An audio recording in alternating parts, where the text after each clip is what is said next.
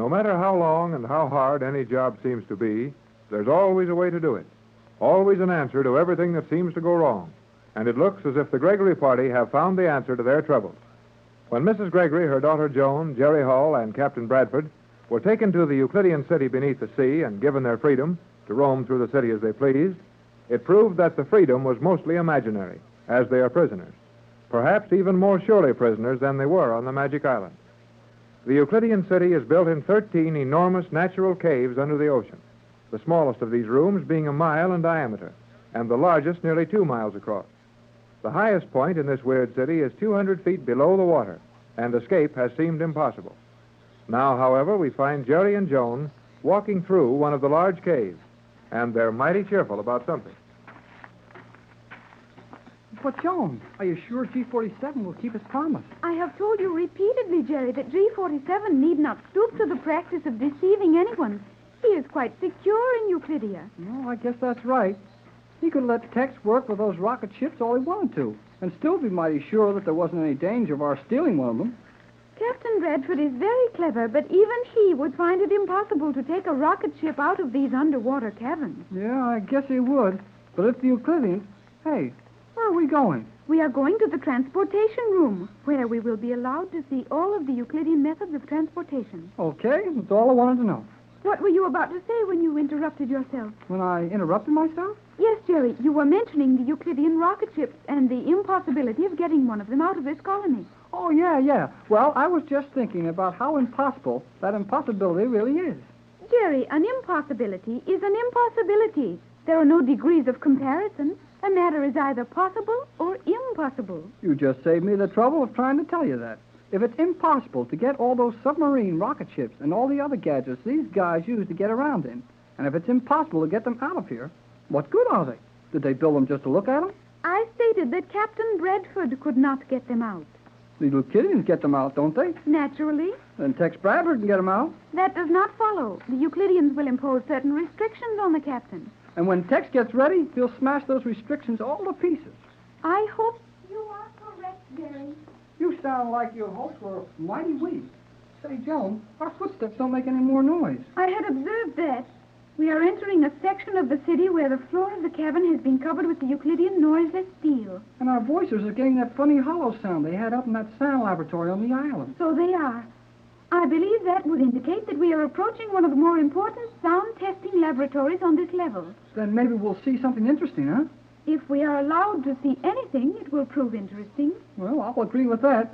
These Euclideans put on a good show, even if they're only giving you something to eat. Jerry, stop. What's the matter? In another moment, you would have walked into that steel wall. Oh, looks like it. Oh, well, we can go some other way. But the captain wanted us to visit the transportation chambers, and we were directed here. Well, directed or not, I'm not walking through any walls today. There must be some other manner of passing that wall. Oh, sure there is. But if they don't want us there, we'll stay on this side. Jerry, there is that signal again. Yeah. Sounds like the one they use when they want us to come to lunch. But it's only 4 o'clock now. The signal sounded 4 times. Is that not logical at 4 o'clock? Well, sure, if that's what it's for. But they didn't do that at 1 or at 2 or at 3 o'clock. Why do it at 4? I do not know. Well, maybe... Oh, golly whiskers, Joan. What is it, Jerry? Look, through this wall. Euclideans. I'll say Euclideans. I have never seen so many together at one time. Well, there must be 50 of them, all dressed alike, in those funny costumes of Euclidean cloth. They are rapidly approaching this transparent steel wall. And this wall's plenty soundproof, or else they're walking on this noiseless steel. They're heading straight for this wall. Then there is an opening in the wall for them to pass through. Well, unless they're going to walk right straight through it. This is a solid steel wall, Jerry, and there is no magic in Euclidia. Well, that's what old G47 told us when we first got here. But I still don't believe it. If you will look carefully at this wall, you will note that it is rising. Silently and slowly, but surely rising. Yeah, it's going up all right. Say, we'd better get back out of the way and let the parade through. It will be wise to step slightly to one side. Well, that wall's up just over their heads now, and here they come. Gee, that's a creepy sight. That long line of people, all dressed exactly alike, marching along in single file, looking straight ahead, and not a sound out of them.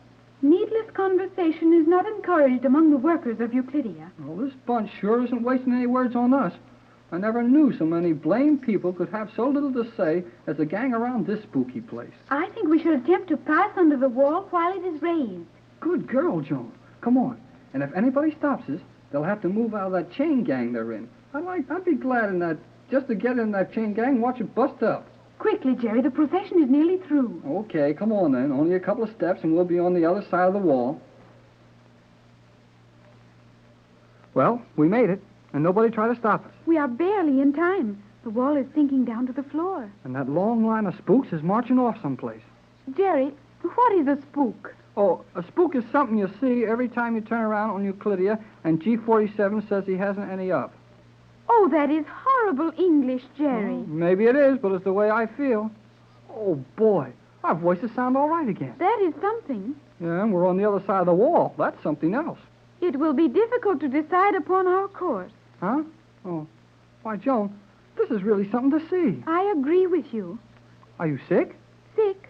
You think I am ill? Oh, must be something wrong with you. You agreed with me. Jerry, will you please? All right. I won't try to have any more fun with you. Let's get down to business and decide which one of these little streets we want to use. There is apparently no activity at any point in this portion of Euclidia. Sure not much going on, but what a place this is. A regular little modern city, all laid out in streets and everything just perfect. I got it. What have you, Jerry? I've got the answer to this model town. Yes? Oh, I'll bet the Euclideans are planning to start model towns like this when they take over the rest of the world. Well, that is possible. It is indeed a model of neatness. Well, I guess it won't do any harm to look in one of these windows. Wait, Jerry. Huh? As we are walking on this noiseless stone, do you not think we should give some indication of our presence before we attempt to peer into windows? Well, I suppose we ought to. Hello in there. Hello in there. Hello in there. Jerry, you are terribly noisy. Guess I'm not noisy enough, though. I didn't wake anyone yet. I'll try it again. Please do not. I think we may consider these buildings vacant and observe them as we choose. On the contrary, you would be very foolish to attempt to pry into the secrets of those buildings. Gee, the girl commander. Precisely. I am sorry if we have overstepped the privileges given us by G47. You have not done so as yet. No, then we won't. But where did you come from?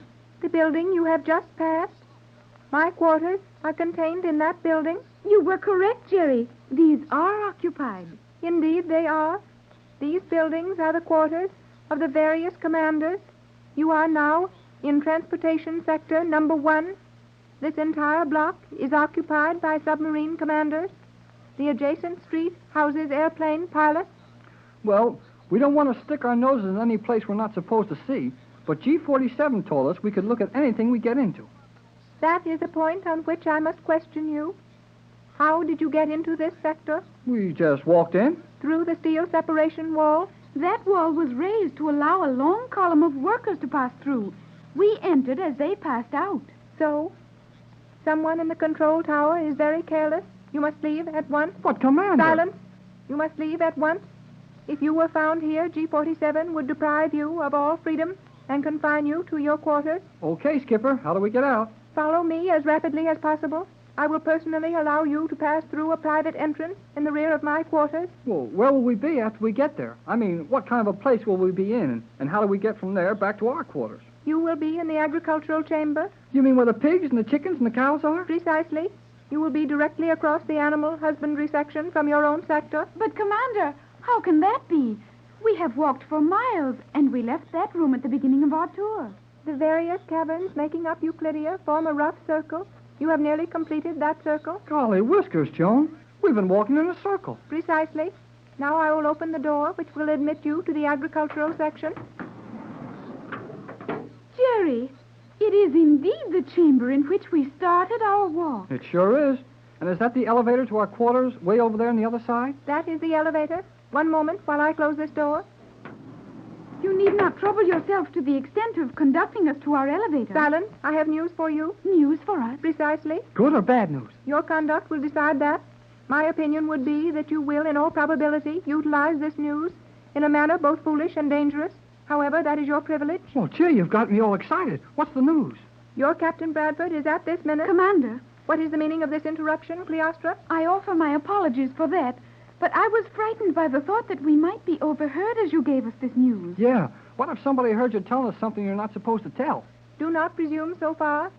What I am going to tell you is common knowledge among the Euclideans. However, we will not be overheard. This sector is normal in every respect. We are as safe as if we were speaking in an open plot of ground in your own world. Okay, Commander.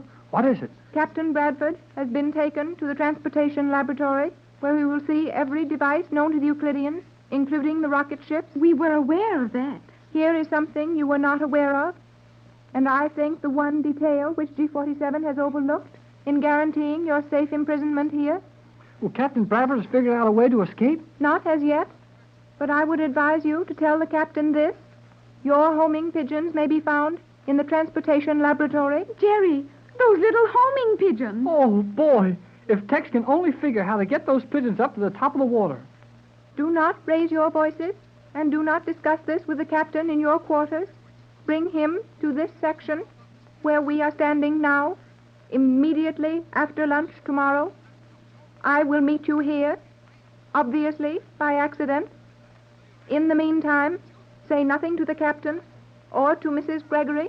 But can't we even... Tomorrow at noon, immediately after lunch, and execute your movements carefully. Your only hope of ever leaving this city rests with those pigeons. Make no mistake about that.